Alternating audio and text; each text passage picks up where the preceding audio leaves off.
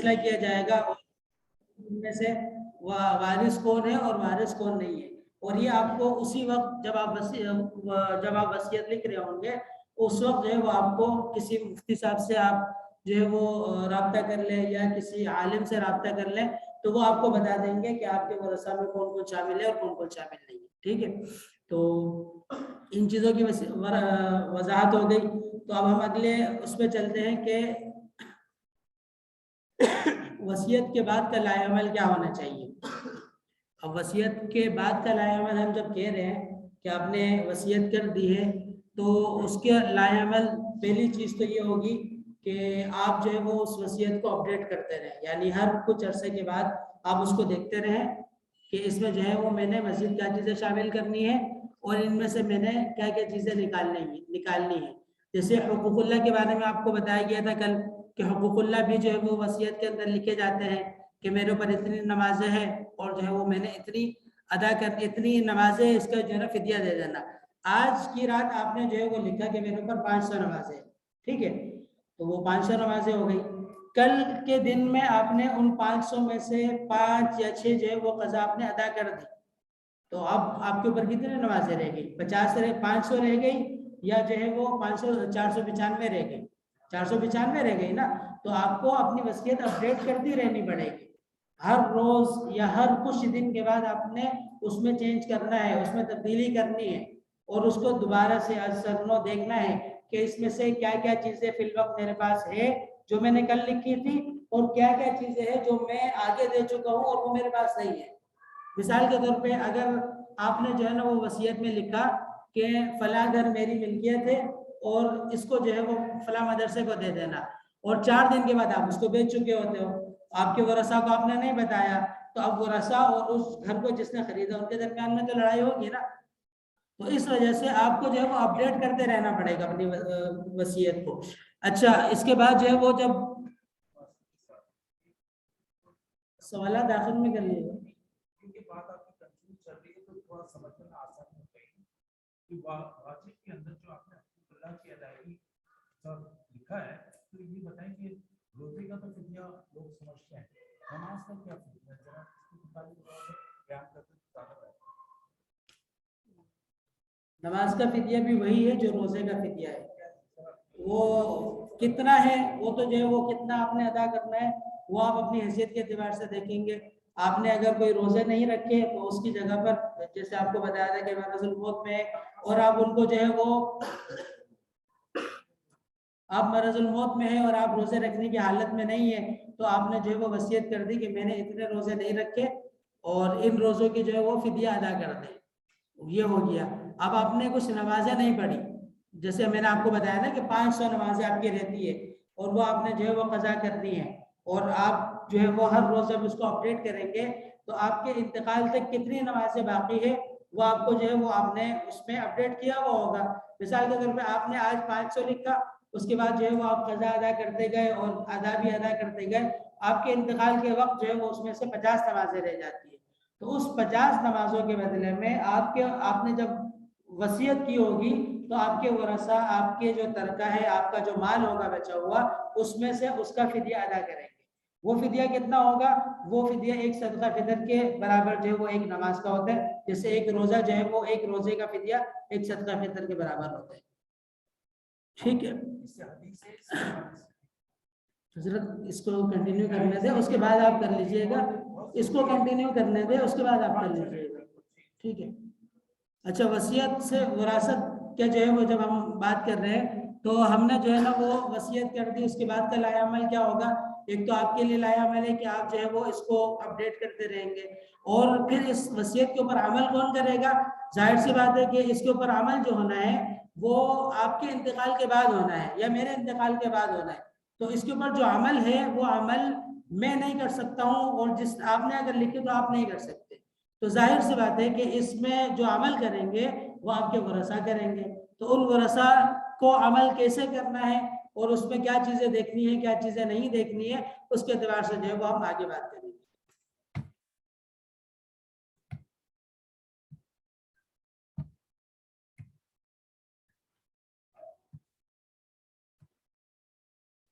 صحیح.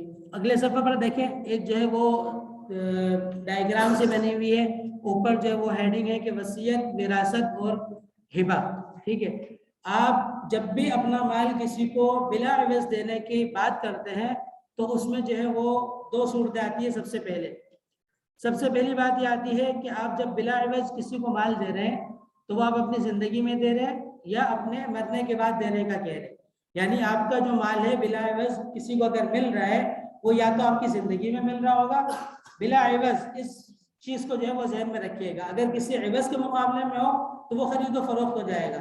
کوئی چیز آپ نے خدمات لی ہوئی اس کے مقابلے میں دیں گے تو وہ کرایہ ہو جائے گا, کسی کی تنخواہ ہو جائے گی. لیکن اگر آپ بلا عوض کی بات کرتے ہیں تو وہ یا تو آپ کی جو زندگی ہے اس کے اندر کسی کو ملنا ہے بلا عوض یا آپ کی موت کے بعد ملنا ہے بلا عوض. تو جب آپ کی زندگی میں کسی کو بلا عوض آپ کا مال ملے گا تو وہ اس کو ہم شریعت کی لغت میں ہم اس کو ہبہ کہتے ہیں, اور اردو میں جو ہے اس کو ہم لوگ گفٹ کہتے ہیں, ہدیہ کہتے ہیں. اردو میں انگلش میں ہدیہ کہتے ہیں, گفٹ کہتے ہیں.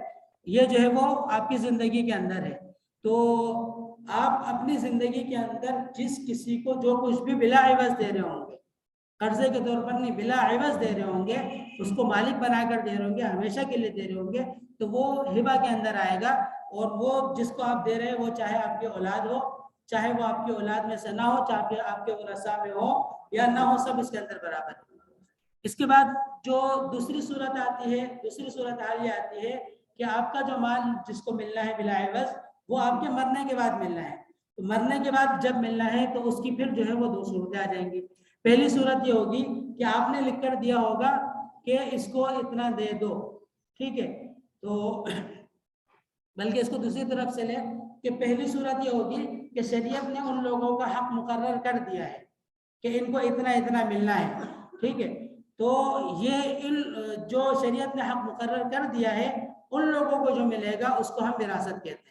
اور شریعت نے جن کا حق مقرر نہیں کیا لیکن آپ جو ہے وہ آپ کے لکھنے کی وجہ سے, آپ کے اقرار کرنے کی وجہ سے, آپ کے موت کے بعد اگر کسی کو آپ کا مال بلا عوض مل رہا ہو تو وہ وصیت کے زمرے میں آ جاتے ہیں. ٹھیک ہے, تو اس کی تفصیل یہ ہے. اگلے صفحے پر دیکھیں, اوپر لکھا ہوا مال, اور اس کی جو ہے وہ دو صورتیں ہو گئی, موت کے بعد دینا اور موت سے پہلے دینا. موت سے پہلے دینا ہے تو وہ ہبہ, ہدیہ اور گفٹ ہو جائے گا. اور اگر موت کے بعد دینا ہے تو اس صورت میں شرعی حصے کے مطابق دینا, یعنی شریعت نے ان کے لیے جو ہے وہ حصے مقرر کر دیے ہیں تو یہ وراثت ہو گیا. اور اگر مرنے والے کی خواہش کے مطابق دے رہے ہو تو اس صورت میں یہ وصیت ہو جائے گی. اچھا, ان کے احکامات کیا ہے ان کو بھی مختصر دیکھ لیتے ہیں. تو سب سے پہلے ہم جو ہے وہ اپنے بائیں ہاتھ کی طرف سے شروع کرتے ہیں, ہبہ اور ہدیہ, کیونکہ یہ الگ قسم ہے. اس کو جو ہے وہ پہلے بیان کر دیں گے, پھر آگے دوسری چیزوں کے اوپر آ جائیں گے. اچھا, اس کا حکم یہ ہے کہ زندگی میں قبضے کے ساتھ دینا شرط ہے. اس کی جو ہے وہ شرط ہے کہ زندگی میں ہی دینا ہوگا اور قبضے کے ساتھ دینا ہوگا. اب اس کی جو اگر آپ مثال دیکھیں گے کہ آپ نے ہمارے معاشرے میں جو چیز پائی جاتی ہے کہ بیٹیوں کی شادی کے لیے ہم جو ہے وہ زیورات تیار کر کے رکھے. اپنے 5 بیٹیاں ہیں, 5 بیٹیوں میں سے 4 بیٹیوں کی شادی کر دی. ان 4 کو آپ نے ان کے لیے جو سونا بنایا تھا وہ ان کو آپ نے دے دیا, مالک بنا کر دے دیا. تو یہ تو ان کو ہدیہ ہو گیا, وہ لوگ لے کے چلی گئی.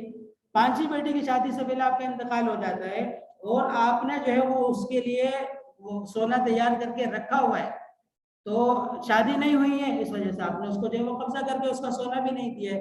جب آپ نے قبضہ کر کے سونا نہیں دیا, صرف آپ نے کہا ہے کہ یہ 5ہی بیٹی کی شادی کے لیے, تو یہ اس کی ملکیت میں نہیں جائے گا, یہ اس کو ہبہ شمار نہیں ہوگا, یہ آپ کے ترکے میں سے شمار ہوگا, آپ کا مال شمار ہوگا, اور آپ کے انتقال کے بعد آپ کی وصیت یا وراثت کو دیکھتے ہوئے اس اعتبار سے جو ہے وہ تقسیم ہو جائے گا. اس کا حکم یہ ہے کہ ملکیت قبضے کے فوراً بعد ثابت ہوتی ہے. قبضہ نہیں ہوا تو ملکیت ثابت نہیں ہوگی. یہ ملکیت کس کی ثابت ہونی ہے؟ ملکیت کا مطلب ہے کہ وہ مالک بن جائے گا. یہ ملکیت ثابت ہوگی جس کو آپ دے رہے ہیں اس کی ملکیت, کہ وہ قبضہ کرے گا یا قبضہ کرے گی, اس کے فوراً بعد اس کی ملکیت ثابت ہو جائے گی. اگر اس کو آپ نے قبضہ نہیں دیا اور اس نے قبضہ نہیں کیا تو اس کی ملکیت ثابت نہیں ہوگی. تو ملکیت ثابت نہ ہونے کا کیا مطلب ہے کہ وہ چیز بدستور آپ کی ملکیت ہے, وہ آپ کے جو ہے وہ مال شمار ہوگا. اچھا, دوسرا جو ہے وہ کہ وراثت کے شرعی حصے کے مطابق دینا. اس کا حق جو ہے وہ موت کے بعد ثابت ہوتا ہے اور ملکیت قرض اور وصیت کے بعد ثابت ہوتی ہے. جیسے ہی کسی آدمی کا انتقال ہوتا ہے تو اس کا جو مال ہوتا ہے وہ مال اس کا نہیں رہتا, وہ اس کے اندر اس کے جو ورثاء ہے جس کی تفسیر آپ کو بتا دی ہے, ان ورثاء کا حق اس کے اندر آ جاتا ہے. ٹھیک ہے, حق تو آ گیا, اب اس حق میں سے کتنا ملنا ہے کتنا نہیں ملنا ہے, کسی اور کا حق ہے, ان کا حق تو آ گیا, کسی اور کا بھی حق ہے یا نہیں ہے, اس چیز کو دیکھیں گے. اس چیز کو کیسے دیکھیں گے کہ اس کے ذمے جو قرضہ جاتے ہیں وہ قرضہ ادا کریں گے, اور سب سے پہلے اس کا اپنا حق ہے کہ اس کی تجہیز و تکفین کی جائے گی. یہ چیز کرنے کے بعد پھر ہم دیکھیں گے کہ اس نے وصیت کی ہے یا نہیں کی ہے, اور مال بچا ہے اس کے تہائی میں وصیت پوری ہو سکتی ہے یا وصیت پوری تو نہیں ہو سکتی لیکن ہم جو ہے وہ ایک تہائی دے سکتے ہیں تو وہ پوری ہو جائے گی. اس کے بعد ان کی جو ہے وہ ملکیت اس مال کے اندر جو ہے وہ لازم ہو جائے گی اور یہ اس مال کے مالک بن جائیں گے اور ان کی ملکیت اس مال کے اندر ثابت ہو جائے گی. تیسری چیز جو ہے وہ وصیت کے مرنے والے کی خواہش کے مطابق دینا. اس میں حق جو ہے وہ موت کے بعد ثابت ہوتا ہے, کیونکہ جب وصیت کا نفاذ ہم نے کہا تھا کہ وہ کسی کے مرنے کے بعد ہی ہوگی, اس کی کسی کے مرنے کے بعد ہی اس کا نفاذ ہوگا, وہ نافذ اس کے مرنے کے بعد ہی ہوگا. اس نے جو چیزیں لکھ کر دی ہے وہ اس کے مرنے کے بعد ہی کسی کو دی جا سکتی, اس سے پہلے نہیں دی جا سکتی. تو جیسے ہی اس کا انتقال ہوگا جس کے لیے اس نے وصیت کی ہے, یہ ان کا جو حق ہے اس کے اندر اس مال کے اندر ثابت ہو جائے گا. اور ملکیت جو ہے وصیت کی تنفیذ کے بعد ثابت ہوگی کہ وصیت آپ نے جو ہے وہ جاری کر دی, سب کو وصیت کے مطابق آپ نے عمل کر دیا, اور آپ نے مثال کے طور پر مدرسے کے لیے 1000 کہا تھا, آپ نے اس مدرسے کو 1000 دے دیا تو اس کی تنفیذ ہو گئی. تو اس تنفیذ کے بعد یہ مدرسے والے جو ہے اس 1000 کے مالک بن جائیں گے. کسی شخص کے لیے کہا تھا کہ فلاں بندے کو 2000 دے دینا, اس بندے کو 2000 جب اس کے ورثاء نے دیے تو انہوں نے وصیت نافذ کر دی. اس نافذ کرنے کے ساتھ ہی اس بندے کا حق جو ہے وہ اس میں ثابت ہو گیا. اچھا, ایک چیز اور یہ ہے, اگلی سلائڈ پہ ہبہ کے بارے میں جو ہے وہ آپ کو بتا دیا. اس میں جو ہے وہ کچھ تعریف اس کی آ گئی ہے کہ اپنا مال و جائیداد اپنی زندگی میں تقسیم کی جا سکتی ہے. تقسیم زبانی بھی ہو سکتی ہے اور تحریری بھی ہو سکتی ہے. گواہ ہو تب بھی ٹھیک ہے اور گواہ نہ ہو تب بھی درست ہے, کوئی مسئلہ نہیں ہے. آپ نے زبانی کسی کو کہہ دیا یہ مال میں آپ کو دے رہا ہوں, آپ نے اس کو قبضہ دے دیا, اس نے لے لیا, تو یہ جو ہے نا وہ ہبہ ہو گیا. اچھا, زندگی میں تقسیم کرنے کی شرائط کہ مرض الموت کی حالت میں نہ دیا ہو. ہبے کی شرائط کیا ہے؟ آپ نے جب کسی کو گفٹ دیا ہے تو اس کا جو ہے وہ شرائط کیا ہونی چاہیے؟ پہلی شرط یہ کہ مرض الموت میں نہ دیا ہو. مرض الموت کا آپ کو تفصیل سے بتا دیا, ایسی بیماری کہ جس کے بعد بچنے کی بالکل امید نہیں ہے. اس بیماری میں کسی بندے نے دیا تو اس کو پتا ہے کہ میں نے تو مرنا ہے, چلو اس کو کچھ دے دیتا ہوں, اب اس نے جو ہے نا میری زیادہ خدمت کی, اس کو دے دیتا ہوں, باقیوں کو ملے نہ ملے وہ دیکھا جائے گا. تو یہ اگر مرض الموت میں ہبہ کرتا ہے تو یہ ہبہ جو ہے وہ درست نہیں ہوگا. دوسری شرط یہ ہے کہ قبضے میں دے دیا ہو, کہ اس کو صرف بتایا نہ ہو کہ یہ پانچی بیٹی کی شادی کے لیے, اس کو پانچی بیٹی کو باقاعدہ دے بھی دیا ہو کہ یہ لو یہ تمہارا ہو گیا, تو یہ جو ہے نا وہ ہبہ ہو جائے گا. تیسرا یہ ہے کہ کسی وارث کو محروم کرنے یا حصہ کم کرنے کی نیت نہ ہو, کہ جیسے آپ کو پہلے اس میں مثال میں بتا دیا کہ اس نے میری زیادہ خدمت کی ہے, چلو اس کو میں ہدیے کے طور پر دے دیتا ہوں, باقی ورثاء کو ملے یا نہ ملے, یا ملے تو کم ملے, یہ نیت جو ہے وہ نہیں ہونی چاہیے. وراثت اور ترکہ, اس کے بارے میں ہم آگے پڑھیں گے, اور اس میں جو ہم چیزیں پڑھیں گے اس میں سب سے پہلی چیز ہے کہ تعریف اور اس کی حقیقت. وراثت کی تعریف کیا ہے اور وراثت کی حقیقت کیا ہے؟ تعریف جب بھی ہم کسی چیز کے کہتے ہیں تو ہماری اصطلاح میں اس کا مطلب یہ ہوتا ہے کہ ہم یہ بیان کرتے ہیں کہ یہ لفظ ہم کس چیز کے لیے استعمال کرتے ہیں, یہ چیز کیا ہے. یہ جب ہم بیان کر رہے ہو تو ہم اپنی اصطلاح میں جو ہمارے شریعت کی اصطلاح ہوتی ہے ہم یہ کہتے ہیں کہ اس چیز کی تعریف یہ ہے. اگر ہم کہتے ہیں کہ انسان, اب کوئی آپ سے پوچھے انسان کون ہے, آپ اس کو بتانا شروع کرتے ہیں کہ اس کی دو ٹانگیں ہوتی ہیں, 2 ہاتھ ہوتے ہیں, 2 کان ہوتے ہیں, تو یہ آپ انسان کی تعریف کر رہے ہیں. تعریف کا مطلب جو ہمارے اردو میں ایک پایا جاتا ہے کہ کسی کی مدح کرنا اور کسی کی خوبیاں بیان کرنا, وہ یہاں پہ مراد نہیں ہوتا. تو تعریف جب بھی ہم کہتے ہیں تو ہم اس کی حقیقت بیان کر رہے ہوتے ہیں. اور دوسرا یہ ہے کہ وراثت اور ترکے کی تقسیم کی ترتیب کیا ہوگی.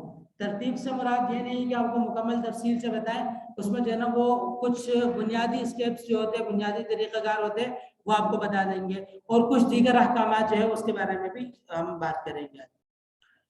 وراثت اور ترکے کی حقیقت کیا ہے کہ مرنے والا انتقال کے وقت اپنی ملکیت میں جو کچھ منقولہ اور غیر منقولہ جائیداد, نقد روپیہ जेवरात, कपड़े और किसी भी तरह का छोटा बड़ा सामान छोड़े तो वो उसकी जो है वो उसके तरके में और उसके विरासत के अंदर शुमार होगा। अब ये सामान जो है वो चाहे सुई धागा हो, बदन में जो कपड़े उस वक्त उसने पहने हुए वो कपड़े हैं वो भी जो है वो विरासत के अंदर शामिल होते हैं। जेब में अगर इलायची रखी हुई हो तो वो भी जो है वो तरके के अंदर विरासत के अंदर शामिल होगी और ये सब चीजें तरका या विरासत कहलाती है। अब इस मसले को जब हम देखते हैं तो हमारे यहाँ एक बहुत बड़ी जो है वो गलत फहमी और जो है वो गलत रिवाज एक जो है वो पाया जाता है, वो ये है कि मरने वाले के कपड़े जो है वो किसी गरीब को दे दो। अब वो मरने वाले के जो वरसा है उन वरसा में से सब में से किसी की इजाजत नहीं ली जाती है। जो उस घर में रह रहे उनमें से जो है मिसाल के तौर पे शोहर का इंतकाल हो गया तो बीवी जो है ना वो कपड़े निकाल के गरीब को दे देती है। वो अपने बच्चों से नहीं पूछती है, ना किसी बेटे से पूछती है, ना किसी बेटी से पूछती है, और अगर उसके वालिद जिंदा है तो उसके वालिदैन में से किसी से नहीं पूछती है। और उसमें जो है अक्सर ये देखा जाता है कि बच्चे छोटे होते हैं उनकी इजाजत का तो कोई एतबार ही नहीं है। तो ये चीज जो है वो दुरुस्त नहीं है कि उसके कपड़े किसी गरीब को दे दिए जाए। क्यों? इस वजह से कि शुरू से हम एक चीज कहते हुए आ रहे हैं कि इसका जो भी माल होगा, जो भी माल से मुराद इसके इस्तेमाल के कपड़े, इसके रखे हुए कपड़े, हत्ता कि इंतकाल के वक्त जो इसने कपड़े पहने हुए वो कपड़े भी इसके जो है वो वरसा की जो है वो मिल्कियत होगी इसके इंतकाल के बाद। तो सब वरसा की इजाजत के बगैर इसको खैरात करना ये दुरुस्त नहीं है, बल्कि ये शरी हुक्म जो है, शरी हिस्से जो बनते हैं उसके मुताबिक वरसा के दरमियान में तकसीम करना बहुत जरूरी है। अगली है कि जिंदगी में कोई चीज किसी के लिए खास कर दी लेकिन कब्जा नहीं दिया तो वो भी तरके में शामिल होगी। इसकी भी आपको मिसाल दे दी कि पहले जो है वो खास कर दिए कि 5वीं बेटी की शादी के लिए सोना रखा है लेकिन उसको दिया नहीं है तो ये तरके के अंदर शामिल होगी। तो इसकी मिसाल है कि औलाद की शादी के लिए रुपए रखे हैं, कपड़ा रखा है, जेवरात वगैरह जो भी रखा है वो तरके में शामिल होगी। अब तरके में क्या चीजें शामिल नहीं होगी? कब्जे में ऐसी चीजें जिनका मालिक नहीं था अगर इस्तेमाल भी करता हो तो इनके हकदारों को वापस करना जरूरी है। अच्छा, आपके अब तो हमने पहले बता दिया कि आपके पास जो चीजें किसी जरिए से आप कोई चीज जब किसी को देते हैं, अब आपके पास जो माल जो चीज आई है तो वो आपको 5 तरीके से जो है वो आ सकती है। पहला ये है कि उसके बदले में आपने कुछ दिया होगा और उसके बदले में कुछ देकर वो आपने खरीद लिया होगा, तो ये चीज जो है वो आप इसको बिल्कुल इस्तेमाल कर सकते हैं और वो आपकी मिल्कियत में होगा। दूसरी चीज वो होगी कि जिसकी आपने कीमत अदा नहीं की होगी लेकिन आप किरायतन उसको जो है वो ले रहे हैं और इसको जो है वो इस्तेमाल कर रहे हैं। तो आप जब आपका इंतकाल होता है और आप जो है वो इसको इस्तेमाल आप अपनी जिंदगी में इसको इस्तेमाल करते हैं और इस्तेमाल करके इसके जो आप किराया अदा करते हैं, तो ये चीज आपका आप किराए के एतबार से आप इस्तेमाल कर रहे हैं, तो ये दूसरी चीज हो गई, इसको शरीयत कहती है इजारा।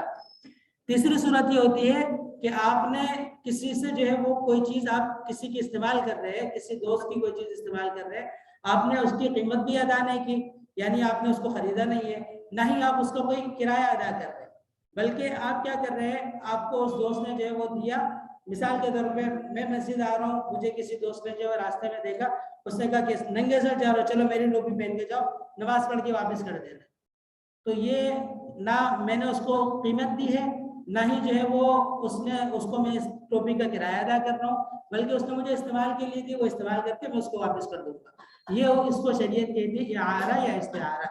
चौथी सूरत ये होती है कि किसी ने आपको बगैर किसी एवज की कोई चीज दे दी, तो ये जो है वो हिबा के तौर पे हो गया, इसके आप मालिक बन गए। और आखिरी जो सूरत होती है किसी की चीज आपके पास आने की, वो ये होती है कि आपने किसी की दुकान पर गए, उससे आपने कोई चीज मांगी, उसने नहीं दी, आपने जबरदस्ती कोई चीज उठा ली उसकी रजामंदी के बगैर, उसकी इजाजत के बगैर, या आप बाजार में कोई बंदा जा रहा है उसने किसी की कोई चीज चोरी कर ली, तो ये चोरी और गसब जो है वो इसको कहा जाता है। इसकी ना आपने इजाजत दी है, ना ही जो है वो आपने इसकी कीमत दी है, ना आप इसका किराया अदा कर रहे हैं, तो ये 5वीं किस्म हो गई। तो तरके में कौन सी चीजें शामिल होगी? तरके में वो चीजें शामिल होंगी कि जो आपने उसकी कीमत अदा कर दी हो और आपने वो ले ली हो और आपकी मिल्कियत में आ गई हो, और दूसरी चीज वो आएगी कि जो किसी ने बिला इवज आपको दे दी हो, ये दोनों चीजें जो है वो तरके में आएगी। इसके अलावा की जो 3 चीजें हैं कि आपने इजारे के तौर पर किसी से किराए पर घर लिया है, वो आपके तरके में शामिल नहीं होगी। اور جب آپ کا انتقال ہوگا تو مالک مکان کو یہ مکان واپس کرنا ضروری ہوگا۔ اسی طرح اگر کسی نے آپ کو اعارتاً استعارتاً کوئی چیز دی ہے اور آپ وہ چیز استعمال کر رہے ہیں تو وہ آپ کے انتقال کے بعد آپ کے ورثاء کے اوپر لازم ہے کہ وہ اس چیز کو جس کی آپ جو چیز استعمال کر رہے ہیں اس کو واپس کریں۔ اسی طرح جو چیزیں آپ نے غصب کی ہے یا چوری کی ہے تو اس کو بھی جو ہے وہ لوٹانا ورثاء کے اوپر لازم ہوگا، اور اس کو جو ہے وہ وراثت کے طور پر اپنے درمیان میں تقسیم نہیں کر سکتے۔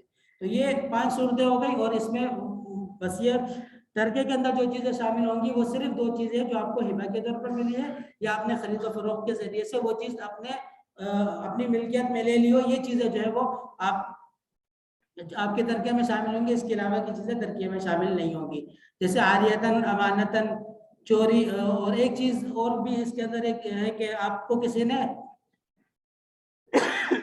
چھٹی صورت یہ ہے کہ آپ کو کسی نے آپ کے پاس کوئی چیز رکھوائی ہے، آپ اس کو استعمال نہیں کر سکتے، آپ کو امانت کے طور پر کسی نے رکھوایا کہ یہ رکھ لو، میں آپ سے 2 مہینے کے بعد لے لوں گا، 3 مہینے کے بعد لے لوں گا، اور امانتاً رکھو۔ تو یہ امانتاً جو چیز رکھوائی ہے یہ چیز آپ کو استعمال کرنے کی بھی اجازت نہیں ہے، اور اس کو جب آپ کا انتقال ہوتا ہے تو آپ کے ترکے کے اندر بھی یہ چیز شامل نہیں ہوگی۔ اس کو جس بندے نے امانت کے طور پر چیز رکھوائی ہے اس کو واپس کرنا ورثاء کے اوپر ضروری ہوگا۔ تو اس میں جو اوپر لکھا ہوا ہے نا کہ قبضے میں ایسی چیزیں جن کا مالک نہیں تھا اگر جو استعمال بھی کرتا ہو، تو استعمال بھی کرتا ہو کے اندر عاریت، چوری، غصب اور اجارتاً، کرائے کے طور پر جو چیزیں لی ہو وہ چیزیں آ جائیں گی، اور استعمال بھی کرتا ہو اس کا اپوزٹ یہ آئے گا کہ استعمال نہ کر سکتا ہو یا نہ کرتا ہو، اس میں جو ہے وہ امانت کی چیزیں آ جائیں گی۔ ٹھیک ہے، اب ترکے کی تقسیم کیسے کی جائے گی؟ ترکے کی تقسیم درج ذیل طریقے کے مطابق ہوگی کہ سب سے پہلے ہم یہ دیکھیں گے کہ جو ان کا جو مال بچا ہوا ہے اس مال میں سے تجہیز و تکفین کے جو اخراجات ہیں وہ ادا کیے جائیں گے۔ اب تجہیز و تکفین میں کیا چیزیں شامل ہیں؟ تجہیز و تکفین میں کفن کا کپڑا، اس کے پیسے، اور اس کو اگر نہلانے کے لیے کسی بندے کو جو ہے وہ ہائر کرنے کی ضرورت پڑتی ہے، اس کو لانے کی ضرورت پڑتی ہے، اس کو پیسے دینے کی ضرورت پڑتی ہے تو وہ پیسے دینے پڑیں گے۔ اس کی قبر کی زمین، اس کی جو ہے جو پیسے وہ دینے پڑیں گے۔ قبر کی کھدائی کے لیے اگر کسی کو مزدوری دینی پڑتی ہے تو وہ پیسے بھی جو ہے وہ دینے پڑیں گے۔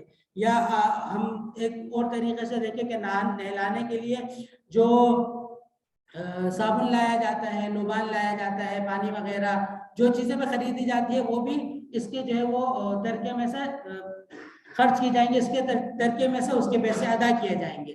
یا اسی طرح اگر پھٹا کہیں پہ خریدنا پڑتا ہو، کرائے کے طور پر لانا پڑتا ہو، اس کے پیسے بھی جو ہے وہ ادا کرنے پڑیں گے۔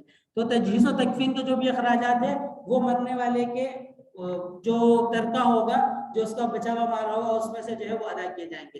اب اس میں سے ایک صورت جو ہے وہ الگ ہے، اور اس سے الگ ہے وہ یہ ہے کہ کوئی عورت، کسی عورت کے انتقال ہو جائے، اس عورت کا شوہر زندہ ہو، تو اس صورت میں اس عورت کی تجہیز و تکفین کی جو ذمہ داری ہوگی، اس کے جو اخراجات ہوں گے وہ اس کے ترکے میں سے نہیں نکالیں گے، یہ اس کے شوہر کی ذمہ داری ہے، وہ شوہر ادا کرے گا اس کے تجہیز و تکفین کے خرچے۔ اس کے بعد تجہیز و تکفین ہو گئی۔ تدفین کے بعد سب سے پہلا کام جو کیا جائے گا وہ یہ کیا جائے گا کہ میت کے ذمے، یہ جو اس بندے کا انتقال ہوا ہے اس کے ذمے جو قرضے تھے ان قرضوں کی ادائیگی کی جائے گی۔ کیوں؟ اس وجہ سے کہ قرضوں کی جو ہے وہ معافی آخر مرنے کے بعد بھی نہیں ہے، اس شخص کے لیے معافی نہیں ہے۔ یہاں تک کہا گیا ہے کہ اگر کوئی بندہ شہید ہو جائے اور اس کے اوپر کسی کا قرض ہو، اس کو بھی جو ہے وہ روک لیا جائے گا اور اس کی نیکیوں سے پہلے قرضوں کو پورا کیا جائے گا، اس کے بعد اس کو جو ہے وہ جنت میں داخلے کی اجازت ملے گی۔ اس کے بعد تیسرا کام یہ کرنا ہے کہ اب جو مال بچ گیا ہے قرضوں کی ادائیگی کے بعد، اب جو مال بچ گیا ہے اس میں سے اس کے 3 حصے کرنے ہیں۔ ایک حصے میں سے جو ہے اگر انہوں نے وصیت کی ہو جائز، اس وصیت کو جو ہے وہ پورا کرنا ہے، اور اس کے بعد جو بچ جاتا ہے اس کو جو ہے وہ ورثہ میں ان کے شرعی حصوں کے مطابق تقسیم کرنا ہے۔ تجہیز و تکفین کا خرچہ ترکے میں سے ہوگا، تو اس میں جو ہے وہ کچھ چیزیں لکھی ہیں کہ میت کی حیثیت کے مطابق کفن۔ میت کی حیثیت کے مطابق کفن کا کیا مطلب ہے کہ ایک آدمی غریب ہے اور آپ کو پتہ ہے کہ جو ہے وہ کفن، ہم تو جو ہے وہ ذہن میں یہ آتا ہے کہ کفن کا کپڑا ہے ہر جگہ سے ایک ہی ریٹ میں ملے گا، لیکن اس کی بھی جو ہے وہ مختلف جگہوں پر مختلف قیمتیں ہوتی ہیں۔ تو اگر کسی جگہ سے سستا کفن مل رہا ہے تو وہ غریب ہے، اس کے لیے جو ہے وہ سستی جگہ سے کفن لے لے. کیوں؟ اس وجہ سے کہ اس کی تجہیز و تکفین کے اندر اتنے پیسے نہ لگ جائیں کہ اس کے ورثاء کے لیے کچھ نہ بچے. تو کم سے کم رکھتے ہوئے، اس کے ورثاء کے حق کا دھیان رکھتے ہوئے تجہیز کفن جو ہے وہ خریدا جائے گا، اس کی حیثیت کے مطابق ہوگا. غسل اور قبر پہنچنے والے کی اجرت یہ جو ہے وہ اس میں سے دیے جائے ترکے میں سے ادا کی جائے گی. قبر کی زمین کی جو خریداری ہے وہ بھی تجہیز و تکفین اس کے ترکے میں سے جو ہے وہ کی جائے گی. اچھا، وہ کون سا خرچہ ہے جو ترکے میں سے نہیں کیا جا سکتا؟ سنت کفن کے علاوہ کفن جو ہے وہ جائز نہیں ہے. جو بھی بندہ سنت کفن سے زیادہ کفن جو ہے وہ کفن کا انتظام کرے گا اس کا تاوان وہ خود برداشت کرے گا. اب سنت کفن کیا ہے؟ سنت کفن مرد کے لیے 3 کپڑے اور عورت کے لیے 5 کپڑے. اگر کوئی بندہ اس سے زیادہ کپڑے جو ہے وہ کر لیتا ہے اور اس کا صدر ڈھانپنے سے بھی اوپر، مطلب جیسے آج کل کے اعتبار سے ہم دیکھ لیں کہ جو میت کی چارپائی جاری ہوتی ہے اس کے اوپر جو ہے وہ قل والے کپڑا رکھا ہوتا ہے. اب وہ قل والا کپڑا اگر اس میت کے پیسے سے خریدا ہے تو یہ خریدنا درست نہیں ہے. جس بندے نے اس بات کا فیصلہ کیا ہے کہ قل والا کپڑا خریدنا ہے، اس کے پیسے وہی بندہ ادا کرے گا. اس کے پیسے اس میت کے ترکے میں سے ادا نہیں کیے جائیں گے. اس کے بعد دوسری چیز یہ آتی ہے کہ میت کسی کا انتقال ہوا تو اس کو جو وہ تعزیت کے لیے مہمان آ رہے ہیں، تو ان مہمانوں کی ضیافت کے لیے، ان کو چائے پلانے کے لیے، ان کو کھانا کھلانے کے لیے اگر پیسے خرچ کیے جاتے ہیں تو یہ بھی اس کے ترکے میں سے نہیں خرچ کیے جا سکتے. یہ جو بندہ خرچ کر رہا ہے وہ بندہ اپنی جیب سے ادا کرے. اگر ورثاء سب بالغ ہیں اور سب جو ہے وہ چاہتے ہیں کہ ہم کریں تو وہ اس ترکے کے علاوہ کی رقم جو ہے وہ جمع کر لیں، اس کے حساب سے کر لیں. اس میں کوئی مسئلہ نہیں ہے. آپ کھانا کھلانا چاہے، چائے پلانا چاہے، کر سکتے ہیں. لیکن اس جو میت ہے جس کا انتقال ہوا ہے، اس کی جو ترکہ ہے اس ترکے میں سے جو ہے وہ خرچہ نہیں کر سکتے. اسی طرح صدقہ و خیرات بھی جو ہے وہ اس کے ترکے میں سے نہیں کیا جا سکتا. اس کی جو ایک مثال آپ کو بتا دی کہ کپڑے ہیں تو وہ کپڑے بھی خیرات کے طور پر نہیں دیے جا سکتے. اگلی بات یہ ہے کہ خاوند اگر زندہ ہو تو عورت کی تجہیز و تکفین مرد کے ذمہ ہوگی، نہ کہ ترکے میں سے. اس مرد سے مراد جو ہے وہ اس خاتون کا جو ہے وہ شوہر ہے. دوسرا یہ ہے کہ قرضوں کی ادائیگی. اب قرضوں کی ادائیگی کی جو ہے وہ تفصیل ہے. قرض جو ہے وہ ہر طرح کے ہو سکتے ہیں. تجہیز و تکفین کے بعد سب سے پہلے قرضوں کی ادائیگی کی جائے گی، جس میں بیوی کا مہر بھی شامل ہے. اب ہمارے ہاں جب شادی ہوتی ہے یا تو اس کو پہلی رات میں مہر کے طور پر جو ہے اس کا مہر دے دیا جاتا ہے، یا یہ ہوتا ہے کہ شادی کے بعد اس کو جو ہے وہ انتظار کیا جاتا ہے کہ جب تک طلاق نہیں ہوگی تب تک مہر نہیں دیں گے. طلاق ہوگی، بیوی مطالبہ کرے گی تب مہر دیں گے، تب سوچیں گے مہر دینا ہے نہیں دینا، اس سے پہلے نہیں سوچتے. تو اگر کسی بندے نے شادی کے بعد مہر نہیں دیا ہو اور اس کا انتقال ہو جاتا ہے تو اس کی بیوی بھی قرض خواہ ہو، جو جن لوگوں کا اس نے قرضہ ادا کرنا ہے ان لوگوں کی لائن میں کھڑی ہوگی اور اس کو بھی جو ہے وہ قرضے کے طور پر اس کا مہر ادا کرنا ہوگا. اس کی ادائیگی کے بعد جا کے جو ہے وہ وراثت کی تقسیم ہوگی. تنبیہ، رسول اللہ صلی اللہ علیہ وسلم مقروض کی نماز جنازہ خود نہ پڑھاتے تھے بلکہ صحابہ کرام کو کہہ دیتے تھے کہ اس کا جو ہے وہ جنازہ پڑھ لو. اور مومن کا جب تک قرض ادا نہ کر دیا جائے اس کی روح کو روکا جاتا ہے. یہ جو ہے وہ احادیث ہے اور صحیح احادیث ہے، اور اس میں جو ہے وہ باقاعدہ وعید ہے. نبی وسلم کی عادت تھی کہ نبی وسلم جس بھی بندے کا جنازہ لے کے آتے تھے اور نبی وسلم کو کہا جاتا ہے حضور جنازہ پڑھا دے، حضور کا پہلا سوال یہ ہوتا تھا اس کے اوپر قرضہ تو نہیں ہے؟ اگر جواب یہ آتا ہے کہ اس کے اوپر قرضہ ہے تو حضور صلی اللہ علیہ وسلم فرماتے کہ اس کو لے جاؤ اور صحابہ کو کہتے کہ جاؤ اس کا جنازہ پڑھ لو. اگر قرضہ نہیں ہوتا پھر حضور صلی اللہ علیہ وسلم جو ہے وہ جنازہ پڑھتے. اب یہ کتنی بڑی مصیبت ہے، آپ خود دیکھ لیں کہ حضور صلی اللہ علیہ وسلم جن کی مغفرت ہو چکی ہے، بخشا ہے، وہ خود جو ہے وہ اس کا جنازہ ادا نہیں کرتے. پھر آگے آ جاتے ہیں کہ قرض کی اقسام. جب آپ نے قرض کا اقرار کیا ہے تو اس قرض کی جو ہے وہ 2 قسم ہوگی. پہلی قسم ہوگی کہ صحت کے اندر اقرار کیا ہو، اور دوسری قسم ہوگی کہ مرض الموت کے اندر جو ہے وہ اقرار کیا ہو. تو اگر صحت کے اندر اقرار کیا ہو تو عام ہے کہ گواہ ہو یا مشاہدہ ہو. گواہ ہو کا کیا مطلب ہے کہ 10 لوگ موجود ہیں، ان 10 لوگوں کے موجودگی میں نے جو ہے اقرار کیا ہے کہ میں نے امام صاحب کا اتنا پیسہ دینا ہے، تو یہ اقرار ہو گیا اور اس کے اوپر گواہ بھی موجود ہے. اور عام مشاہدے کی کیا صورت ہے کہ ایک آدمی کاروبار کرتا ہے اور وہ جو سامان بیچتا ہے، مثال کے طور پر میں دکان کھولی ہو اور میں دکان پہ لائف بوائے جو ہے وہ ان کا جو ہے وہ صابن بیچتا ہوں. اور لوگوں میں یہ چیز مشہور ہے کہ لائف بوائے والے جب بھی کوئی مال دیتے ہیں تو وہ مال جو ہے وہ ادھار پر ہی دیتے ہیں. جب ان کا مال بک جائے تب دکاندار اس کو پیسے دیتا ہے. اور میں ان کے ساتھ کام کر رہا ہوں, ظاہر سی بات ہے کہ میں بھی اسی طرح کام کر رہا ہوں گا. اور اتنا بھی ان کو پتا ہے کہ اس حد تک اس حد تک جو ہے وہ لوگ ادھار کے طور پر مال دیتے ہیں. تو یہ مشاہدہ ہے, عام مشاہدہ. اس کے اعتبار سے دیکھ لیں گے کہ کوئی بندہ اگر اقرار کر رہا ہے, کوئی بندہ اگر دعویٰ کر رہا ہے کہ اس کے اوپر میرا قرضہ ہے, تو اگر وہ مشاہدے کے اعتبار سے درست ثابت ہو رہا ہے تو اس کو بھی جو ہے وہ قرض میں شمار کیا جائے گا اور اس کے صحت کے اقرار میں شمار کیا جائے گا. اور دوسری قسم ہے کہ مرض الموت میں اقرار کیا ہو. اب ان کو ادا کرنے کی, کسی بندے کی انتقال کے بعد ان کو ادا کرنے کی جو ہے وہ پھر اس کی بھی 2 سے 3 صورت آئے گی. پہلی صورت یہ ہے کہ مال جو ہے اس کو ہم دیکھیں گے کافی ہے یا نہیں ہے. پہلی بات ہے کہ کافی ہے, اور اس سے جو ہے وہ پہلی قسم یا دوسری قسم یا دونوں قسم کے قرضے ادا کیے جا سکتے ہیں. اگر دونوں قسم کے قرضے ادا کیے جا سکتے ہیں تو اس سے جو ہے وہ دونوں قسم کے قرضے ادا کر دیے جائیں گے.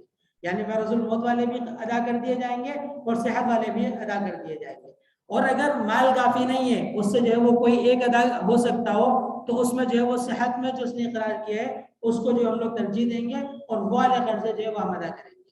اور دوسری صورت یہ آئے گی کہ مال کافی نہیں ہو, کہ سارا کا سارا مال دے دیں تو اس کے بعد بھی جو ہے وہ قرضے پورے نہیں ہو رہے ہو, تو سارا کا سارا مال دے دیا جائے گا اور اس کے بعد جو قرضہ بچتا ہے اس کی کوئی ذمہ داری کسی وارث پہ نہیں ہوگی. وہ آپ نے قرضہ لیا تھا, آپ نے اپنی زندگی میں ادا کرنا تھا, آپ نے قرضہ لیا تھا مجھ سے, اور آپ کا قرضہ, میرا قرضہ ادا کرنا آپ کے اوپر لازم تھا. اب آپ کا جو مال ہے اس میں سے اس کو ادا کیا جائے گا. آپ کا اگر انتقال ہو جاتا ہے اور آپ نے ادا نہیں کیا تو آپ کے ورثاء کے اوپر لازم نہیں ہے کہ وہ اس کو ادا کریں. ٹھیک ہے. اب یہ تو ہم نے کہہ دیا کہ جتنا مال ہے اس کو جو ہے وہ ادا کر دیں. اور اب مال جو ہے وہ اگر کافی نہیں ہے, 10 بندے ہیں مانگنے والے اور مال ہے 10 بندوں مانگنے والے ہیں اور 10 بندوں کا قرضہ 1 لاکھ روپے, اس بندے کے پاس جو ہے پیسے 50,000 روپے. اب کیا کریں گے؟ اب یہ کریں گے کہ ہم یہ دیکھیں گے کہ سارا کا سارا قرضہ ایک ہی بندے کا ہے یا زیادہ بندے کا. اگر ایک ہی بندے کا سارا قرضہ ہے تو اس کو دے دیں گے کہ بھائی یہ 50,000 ہے, لے لو, معاملہ ختم کرو. اگر ایک بندے کا نہیں ہے قرضہ, ایک سے زیادہ بندے ہیں, تو پھر ہم یہ دیکھیں گے کہ کس کا کتنا تناسب ہے. ہم جو ہے وہ فیصد کے اعتبار سے, پرسنٹیج کے اعتبار سے اس کو تقسیم کر لیں گے. ایک بندے کا جو ہے وہ 20,000 روپے قرضہ ہے, ایک کا 50,000 روپے قرضہ ہے, ایک کا 30,000 روپے قرضہ ہے. تو ہم یہ دیکھ لیں گے کہ کس کا کتنا پرسنٹیج بن رہا ہے. 50,000 والے کا جو ہے وہ 50% بن رہا ہے, 20,000 والے کا جو ہے وہ 20% بن رہا ہے, 30,000 والے کا 30% بن رہا ہے. تو ہم یہ کریں گے کہ 50,000 والے کو اس کا جو 50,000 روپے مال باقی ہے, اس میں سے جو ہے وہ 50,000 والے کو آدھا دے دیں گے, 50% اس کو دے دیں گے, 25,000 ہو جائے گا. اس کے بعد جو 20,000 والا ہے اس کو اس کا 20% دے دیں گے, 10,000 روپے دے دیں گے. 30% والا جو اس کو جو ہے 15,000 روپے دے دیں گے. تناسب کے اعتبار سے تقسیم کر دیے جائیں گے. قرض ایک قسم اور ایک شخص کو ہے تو سارا مال دے دیا جائے گا. ایک قسم میں اور کوئی اور کافی سارے لوگ ہیں تو قرض کے تناسب کے اعتبار سے تقسیم کر دیا جائے گا. قرض دونوں قسم کے ہیں, پہلی قسم کے قرض ادا کیے جائیں گے اور بقیہ سے دوسری قسم کے ادا کر دیے جائیں گے. یعنی پہلا جو اگر دونوں قسم کے قرضے ہیں تو میں نے کہا تھا کہ فوقیت جو دیں گے وہ پہلی قسم کے قرضوں کو دیں گے, پہلی قسم کے قرضے ادا کر دیں گے. اگر اس کے بعد مال بچتا ہے تو وہ پھر دوسرے قرضوں کی طرف جائیں گے, اور اگر مال نہیں بچتا تو پھر دوسرے قرضے والوں سے معذرت کر لی جائے گی. تو وقت جو ہے وہ ختم ہو گیا ہے, تو انشاءاللہ باقی کل جو ہے وہ ہم دیکھ لیں گے. آج کے لیے اسی پر اختتام کرتے ہیں. اور ہماری